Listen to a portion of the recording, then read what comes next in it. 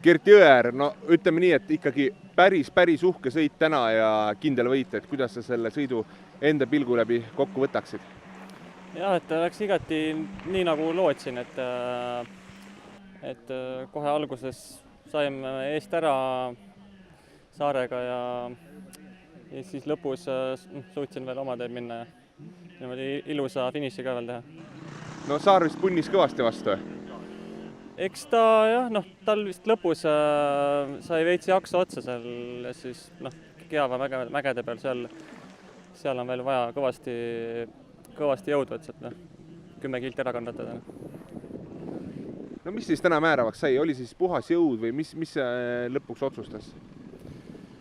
No täna jah, pigem niisugune jõuga jah, et mul oli niisugune enam-vähem tunne, halvemaks ei läinud sõidu jooksul ja siis arvan, et see saigi määravaks, et ei olnud ära kukkumist mul.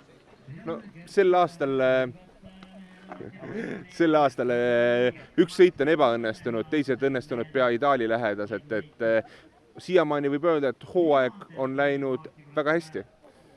Jah, et väga hästi välja arvatud see üks sõit, et liidisärki mul kahjuks ei ole praegu, et tuleb vaadata siin veel paar ilusat sõitu teha ja siis äkki ikka saab selle särgi tagasi.